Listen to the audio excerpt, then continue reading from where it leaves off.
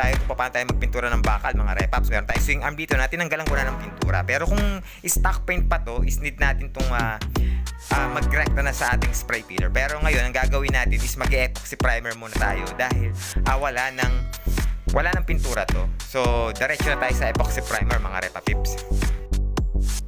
Bali dito is nag-ready na ako ng epoxy primer mga repapips. Ito is 4 parts, 1 part, tsaka 4 parts. Ang ginawa ko dyan is 4-1-4 mga repaps. Tapos pagsasama-samahin natin yan, bago natin yan i-spray sa ating project na bakal. Actually sa ratio nito mga repapips, kahit walang thinner to is pwede. Kung brush ang gagamitin mo, kaya roller ang gagamitin nyo. Pero spray gun ang gagamitin natin. Kaya linagyan ko to ng kung gaano karami yung ating base na primer, is ganun din karami yung thinner na nilagay ko. So naglagay ako ng thinner dito is yung urethane automotive thinner mga repapips. Kung wala ka namang urethane na thinner, pwede rin naman yung acrylic automotive thinner mga repaps. So hindi naman tumaselan. Bali hahabol ko nga lang pala mga repapips kapag ka may mamasilyahin kayo, huwag nyo munang mamasilyahin yan hanggat hindi natin na-epoxy primer. Kapag tapos natin ma-epoxy primer at napatuyo na natin ng 4 na oras, is pwede na natin yun applyan ng masilya. So para kakapit yung masilya natin syempre. Pero kung isaselan nyo naman yung trabaho bago kayo mag-epoxy primer mga repapips, i-rust converter nyo muna yung mga ginagawa nyo bakal bago nyo applyan ng epoxy primer. So ako ang ginawa ko lang is sinabon ko lang, nilinis ko lang ng mabuti, nilihi ako pagkatapos pinunasan ko lang ng gas yung aking project na pipinturahan. So pwede naman yun. Na nga pala mga repapips, hindi lang sa parts ng motor pwedeng gawin to. Pwede rin sa mga construction project natin. Kaya ng mga DIY natin na gate, kung ano-ano pa na pwede mong gawin na basta bakal mga repaps.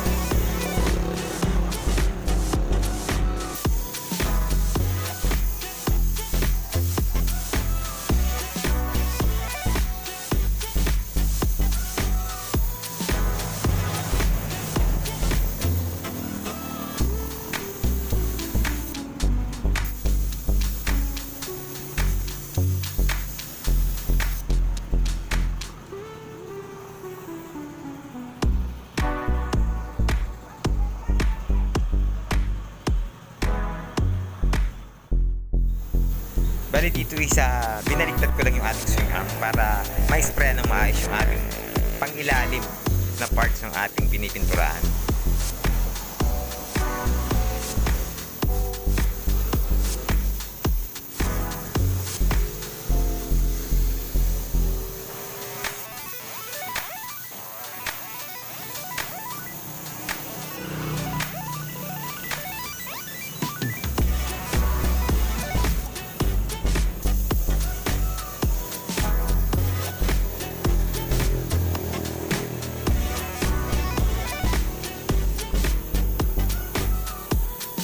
So bali ganyan lang mga repapips, after 15 minutes is ilalas coat pa natin ito ng isang beses na full coat ng ating epoxy primer.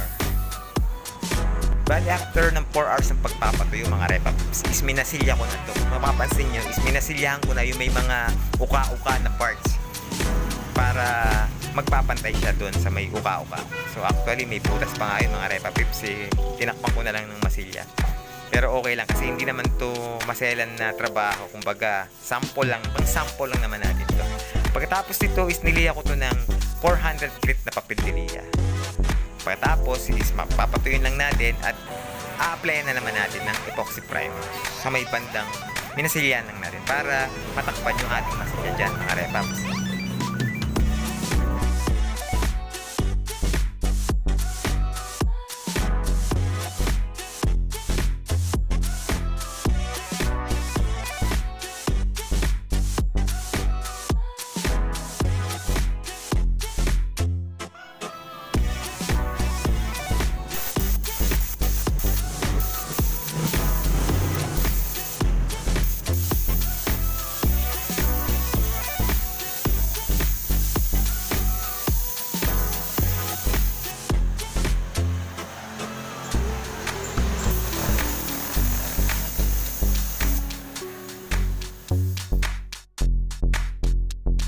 After ko namang mapatuyo uli is dito is maglilihan na naman tayo. Pero dito ang gagamitin natin is 1000 grit na papel dilihan naman mga repapips. Para pagka binase coat natin is pantay-pantay na at makinis na yung lalabas na base.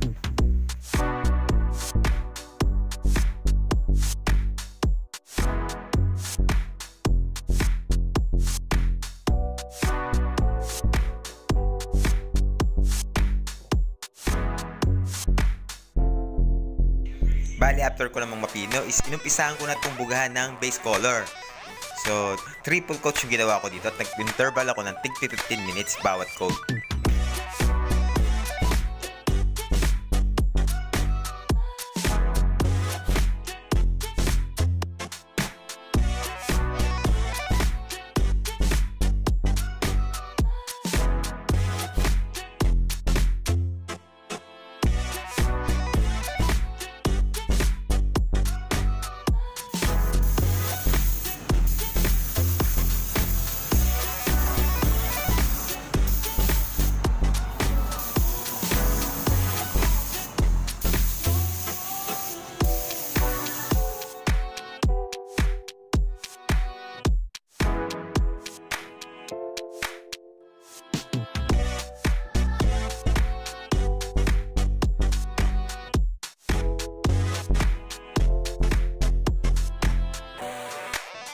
At syempre, yung pinakahuli is hindi mawawala yung ating top coat clear mga Repapip.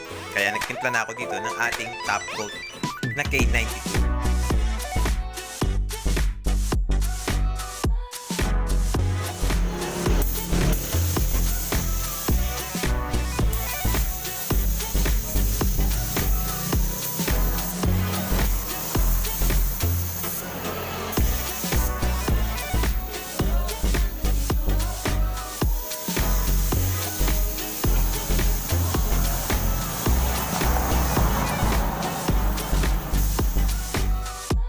So yan, bali ganyan lang kadali mga Repapips. So mukhang bago na yung ating pintura. So kanina mukhang nangangalawak pero ngayon is parang bago na siya ulit.